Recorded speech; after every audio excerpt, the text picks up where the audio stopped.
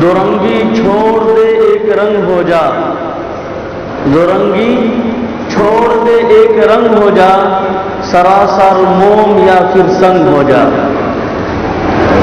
محترم معزز قابل قدر سامنے کرام،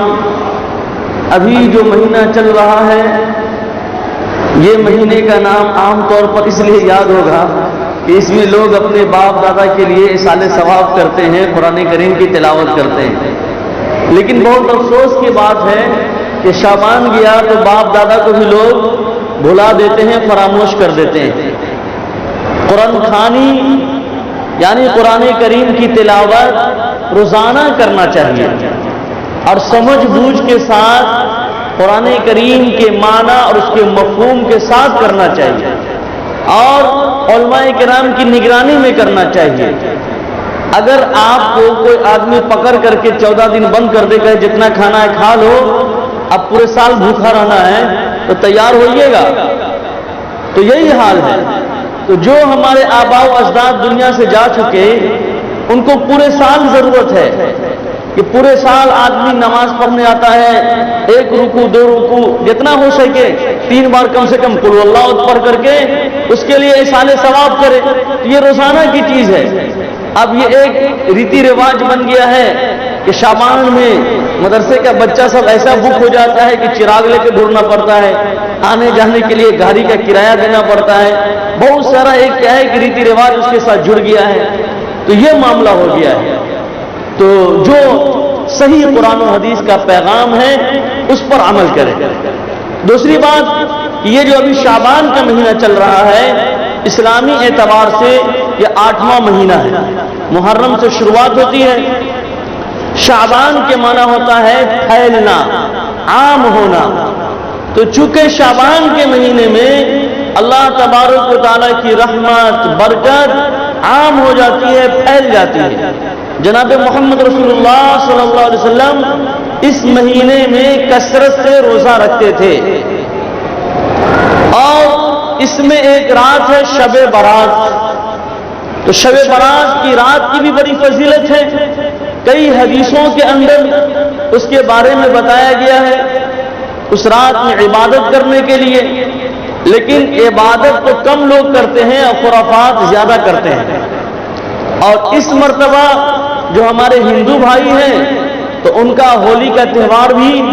ٹکرا رہا ہے آپس میں، تو اس کا بھی تھوڑا خیال رکھنا ہے کیونکہ ہم لوگ ہندوستان میں بھارت میں رہتے ہیں۔ اور شاید آپ کو یاد ہوگا پچھلے سال اسی موقع سے بھنڈا گاچھی کی طرف کیا ہوا تھا، مرڈر ہوا تھا اور چھری بھونک دیا، کیا ہوا نہیں ہوا، اور کتنے بچے کو پھر پولیس والے اٹھا کر کے لے گئے، اور یہ سب کس کے ساتھ ہوا؟ مسلمانوں کے ساتھ ہوا۔ تو سبق حاصل کرنا چاہیے، سبق پھر پر صداقت کا، شجاعت کا، عدالت کا، سبق پھر پر صداقت کا، شجاعت کا، عدالت کا۔ لیا جائے گا تجھ سے کام دنیا کی امامت کا، لیا جائے گا تجھ سے کام دنیا کی قیادت کا۔ تو اگر آج بھی ہم اور آپ ٹھیک سے قرآن و حدیث پر عمل کریں اور اپنی زندگی میں سدھار پیدا کر لیں، اپنے آپ کو سچا پکا مسلمان بنا لیں، اپنے آپ کو سچا پکا نبی کریم صلی اللہ علیہ وسلم کا غلام بنا لیں، اپنے آپ کو سچا پکا بزرگان دین کی جو اچھائیاں تھی اس کو اپنانے والا بنا لیں۔ آج ہم میں سے کچھ لوگ ہیں جو بزرگوں کا نام لیتے ہیں لیکن بزرگوں والا کام نہیں کرتے۔ اب بتائیے جتنے اللہ کے ولی گزرے سب تہجد کی نماز پڑھتے تھے، اور آج کے دور کے جو دیوانے ہیں وہ جمعہ پڑھتے ہیں، 5 وقت گول کر دیتے ہیں۔ تو قیامت کے دن کیا کہا جائے گا؟ وَامْتَازُوا الْيَوْمَ أَيُّهَا الْمُجْرِمُونَ، اے مجرم الگ ہو جاؤ۔ یہ بزرگان دین کا نام لینے سے کام نہیں چلے گا۔ یہ ہمارے ولی تھے، ہمارے دوست تھے، ہمارے بزرگ بندے تھے، انہوں نے تہجد کی پابندی کی، اشراق کی پابندی کی، اوابین کی پابندی کی، اور فرض نماز تو فرض ہے وہ تو کبھی بھی کسی حالت میں نہیں چھوڑتے تھے، اور تم دنیا میں ان کے نام پر شور و ہنگامہ کرتے تھے۔ تمہارے چہرے کے اوپر داڑھی نہیں ہے، تمہارے چہرے کے اوپر سنت نام کی چیز نہیں ہے، تمہارا لباس سنت کی طرح نہیں ہے، تمہارا وضع قطع سنت کے مطابق نہیں ہے، تمہاری زندگی سنت کے مطابق نہیں ہے، لہذا تم ہمارے نیک بندے کو بہت بدنام کیے دنیا کے اندر، آج تم یہاں سے نکل جاؤ، ظالموں کے صف میں چلے جاؤ، کفار اور مشرکین کے صف میں چلے جاؤ، پکڑ کر کے فرشتے کان پکڑ کر کے یہاں سے نکال کے وہاں پہنچا دیں گے۔ تو اس لیے اللہ کے ولی کا نام ضرور لیں، لیکن کام بھی جو اللہ کے ولی کرتے تھے وہ کام کریں۔ نبی کریم صلی اللہ علیہ وسلم کے آپ امتی ہیں، یہ بڑی خوش نصیبی کی بات ہے، لیکن اگر ہم کو دیکھ کر کے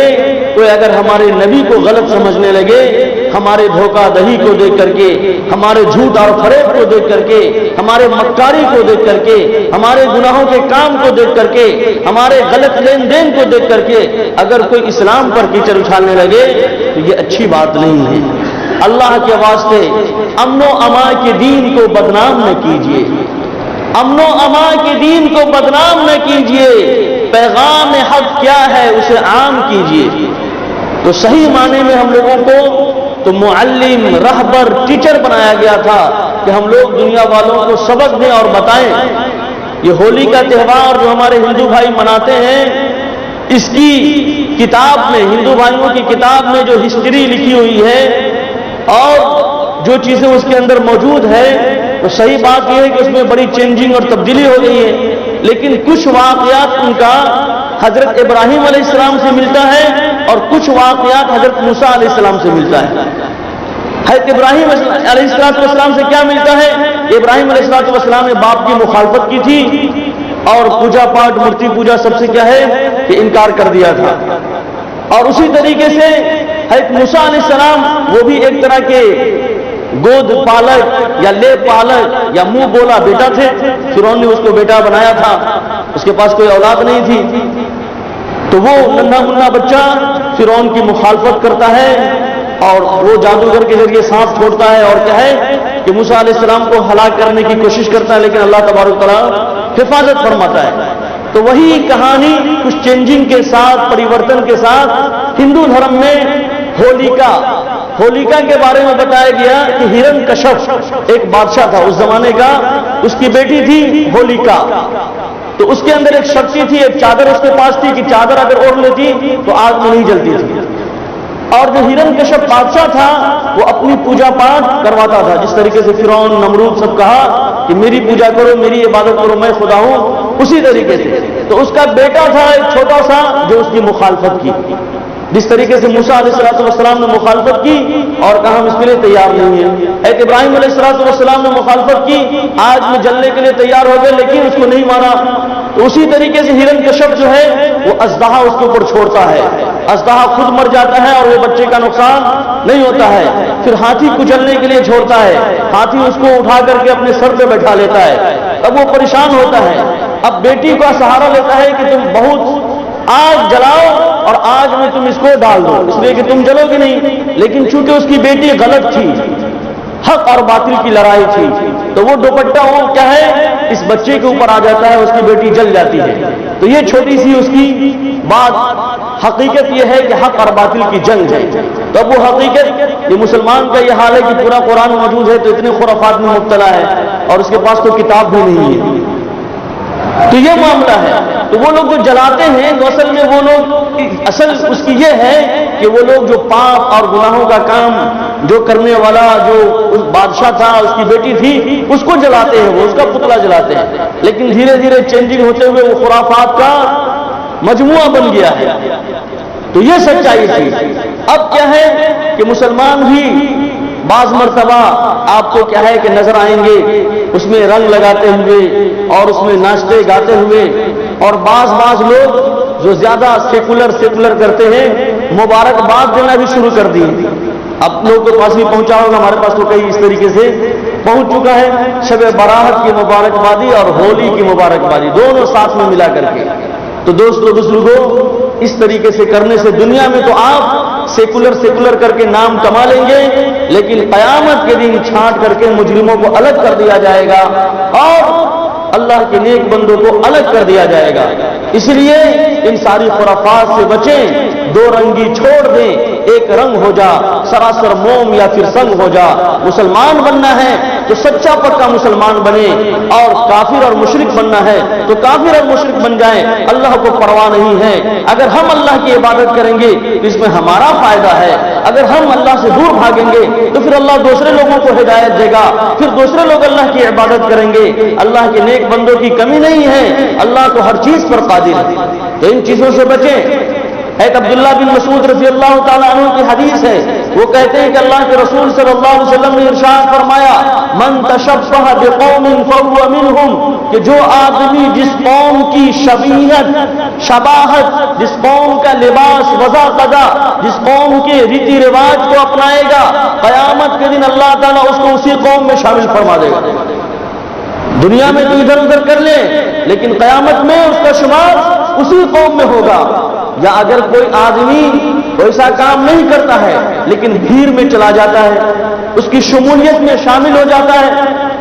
اس میں کیا ہے تعداد میں ایک آپ نے اضافہ کر دیا، تو ایسے لوگوں کو بھی من کثر سواد قوم فہو منہم، جو کسی قوم کی زیادتی کا سبب بنے گا،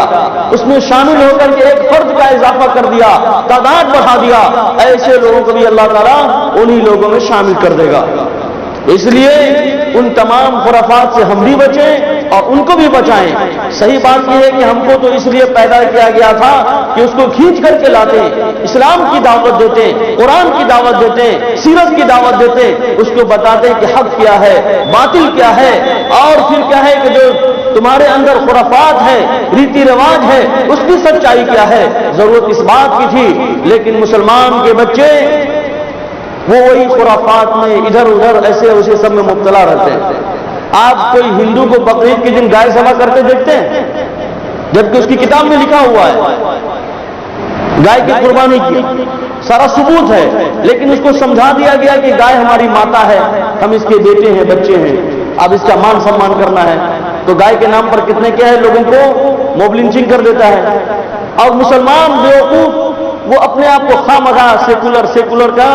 وہ ڈھنڈورا پیٹ کر کے اپنے آپ کو دنیا بھی برباد کر رہا ہے اور آخرت بھی برباد کر رہا ہے۔ یہ سیکولر نہیں ہے۔ کسی دھرم کی کوئی بھی چیز پہچان بن جائے تو اس سے بچنا ضروری ہے، اور جب کہ اس کی حقیقت بھی نہیں ہے، سچائی بھی نہیں ہے، تو اس لیے اللہ کے واسطے کم سے کم پڑھائی لکھائی کریں۔ اور ایسی لاک ڈاؤن کا ماحول چل رہا ہے، کیا ہوگا نہیں ہوگا اللہ ہی خیر کرے، اس لیے بھیڑ بھاڑ کم لگائیں۔ اگر 15 شعبان کو عبادت کرنی ہے تو اتنی شاندار مسجد ہے ماشاءاللہ، اور ہر محلے میں مسجد ہے، وہاں جہاں بھی ہیں آپ مسجد میں بیٹھ کے عبادت کریں، تلاوت کریں، کوئی آپ کو منع نہیں کرتا ہے۔ اپنے گھر میں بیٹھ کے عبادت کریں، تلاوت کریں، ماں باپ کی خدمت کریں، ماں باپ کا پاؤں دبائیں، ایک گلاس پانی پلا دیں، تو یہ سب کی توفیق تو آج کے دور میں نوجوانوں کو ملتی نہیں ہے۔ بس یہاں وہاں موبائل ٹپ رہے ہیں، خرافات کر رہے ہیں، یہ کر رہے ہیں، وہ کر رہے ہیں، اور پھر کسی طرح کا کوئی معاملہ ہوگا تو آپ بھی بدنام ہوں گے، محلے کے لوگوں کو بھی بدنام کریں گے، اور ماں باپ کو بھی بدنام کریں گے۔ تو اللہ کے واسطے ایسا کام نہ کریں جس سے کیا ہے کہ ہماری بھی بدنامی ہو اور ہمارے قوم کی بھی بدنامی ہو۔ قبرستان جانا کوئی فرض نہیں ہے، قبرستان جانا مستحب ہے۔ بس ایک مرتبہ حدیث کے اندر تذکرہ آیا کہ اللہ کے رسول صلی اللہ علیہ وسلم اس رات کو گئے تھے، یہ کوئی ضروری نہیں ہے، آپ کبھی بھی قبرستان جا سکتے ہیں۔ آپ تو کتنی مرتبہ وہ مستحب اور سنت پر عمل کر رہی ہیں، اس سال اگر نہیں جائیں گے تو کوئی دقت نہیں ہے، لیکن اگر کیا ہے کہ ماحول اگر ٹھیک ہے جانا چاہیں تو کوئی روک بھی نہیں ہے، لیکن محتاط رہ کے، ہوشیار رہ کر کے، اور اگر جاگنا ہے تو عبادت کرنا ہے، اور عبادت نہیں کرنا ہے تو سو جانا ہے، جاگنا بھی فرض نہیں ہے۔ بس نہیں آ رہی ہے، اس لیے اپنے آپ کو بھی بچائیں، اپنے اہل و عیال کو بھی بچائیں، اپنے محلے والے کو بھی بچائیں۔ اللہ تبارک و تعالی ہم تمام لوگوں کو کہنے سننے سے زیادہ عمل کرنے کی توفیق عطا فرمائے، آمین یا رب۔